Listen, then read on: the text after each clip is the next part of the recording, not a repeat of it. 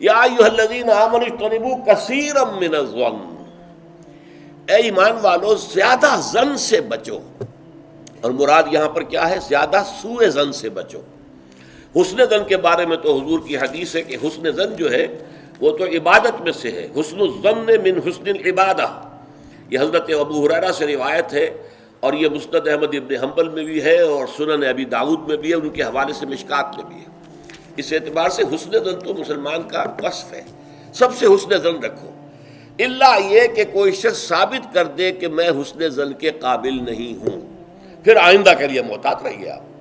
لیکن کسی سے کوئی معاملہ شروع ہی سے بدظنی پر نہ کیجیے، سوء ظن پر نہ کیجیے. مجھ سے کہا تھا ایک صاحب نے جو یہاں اس وقت یہاں کا جو کونسلیٹ ہے، امریکن کونسلیٹ، اس میں پولیٹیکل سیکریٹری تھے، وہ میرے پاس آئے تھے خلافت کے بارے میں معلوم کرنے کے لیے کہ یہ خلافت کا آپ نام لے رہے ہیں، اس سے مراد کیا ہے. تو وہیں پھر گفتگو ہوئی کہ کانسٹیٹیوشنز کے اندر جو میکینزم رکھے جاتے ہیں، چیکس اینڈ بیلنسز، تو اس نے کہا ہم تو یہ سمجھتے ہیں، ہم نے اپنا دستور اس بنیاد پر بنایا ہے کہ ہر شخص چور ہے، ہر شخص بے ایمان ہے، اور ہمیں اس کا سد باب کرنا ہے. بڑے سے بڑا آدمی ہو، بڑا نیک ہو، ایماندار ہو، اس کے بے ایمان ہونے میں دیر نہیں لگتی. لہذا ہم نے تو اپنا دستور بنایا ہے کہ ہر جگہ پر چیکس ہوں، بیلنسز ہوں، اور کہیں بھی اختیار جو ہے اتنا نہ ہو جائے کہ کوئی شخص اگر بگڑ جائے تو اس کے ہاتھوں جو ہے وہ قوم کی اور ملک کی اور پوری ریاست کی مٹی پلید ہو جائے. یہ اسلامی اصول نہیں ہے. اسلامی اصول یہ ہے ابتداءً آپ کا معاملہ کسی سے بھی ہو حسن ظن کی بنیاد پر ہوگا، لیکن یہ کہ اگر اس نے آپ کے حسن ظن کو زخم پہنچائی، ٹھیس پہنچائی، ثابت کر دیا کہ میں حسن ظن کے قابل نہیں ہوں، تو اب آپ سوء ظن معاملہ کر سکتے ہیں. الحزم فی سوء الظن، یہ کہاوت ہے.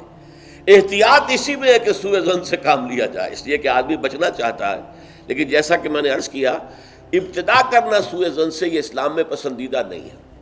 لیکن یہاں دیکھیے فرمایا اجتنبوا کثیرا من الظن، زیادہ ظن سے بچو، ورنہ اس لیے کہ ظاہر بات ہے کہ ظن سے بالکل چھٹکارا تو ممکن نہیں ہے. پچھلی نشست میں ایک صاحب نے سوال کیا تھا کہ شک میں اور ظن میں کیا فرق ہے. شک یہی ہے کہ ایک انسان کے بارے میں انسان سوچے کہ کہیں یہ کام نہ کر بیٹھے، میں اعتماد تو کر رہا ہوں، کہیں یہ میرے اس اعتماد کو ٹھیس نہ پہنچائے. اور سوء ظن جو ہے وہ یہ ہے کہ انسان جو ہے بغیر کسی اسباب کے، بغیر کسی عوامل کے، کوئی سرکمسٹانشل ایویڈنس نہیں ہے اور خام خواہ کسی کے بارے میں برا ظن قائم کر کے بیٹھ جائے. وہ گویا کہ فیصلہ ہوتا ہے. سوء ظن جو ہے وہ فیصلہ ہو جاتا ہے کہ مجھے اس شخص کے ساتھ معاملہ سوء ظن کے ساتھ کرنا ہے، یہ نہیں. البتہ شک کا پیدا ہو جانا یہ کوئی بری بات نہیں ہے، انسان ذرا سا احتیاط کا پہلو ملحوظ رکھ لے. تو فرمایا یا ایھا الذین آمنوا اجتنبوا کثیرا من الظن ان بعض الظن اثم، یقیناً بہت سے ظن گناہ کے درجے میں آ جاتے ہیں. آپ نے ایک شخص کے بارے میں رائے قائم کر لی، یہ برا آدمی ہے، یہ غلط آدمی ہے، یہ تو میرے درپے ہے، میرا دشمن ہی ہے، میری جڑ کاٹتا ہی رہتا ہے. حالانکہ ایسا نہیں ہے. نتیجہ کیا ہوگا؟ آپ کا طرز عمل اپنے سوء ظن کی بنیاد پر ہو جائے گا.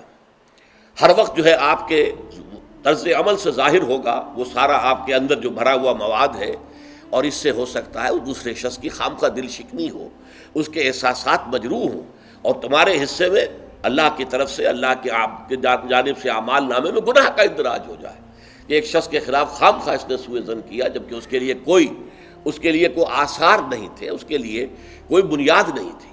تو ان بعض الظن اثم، بعض ظن جو ہے وہ تو گناہ کے درجے کو پہنچ جاتے ہیں.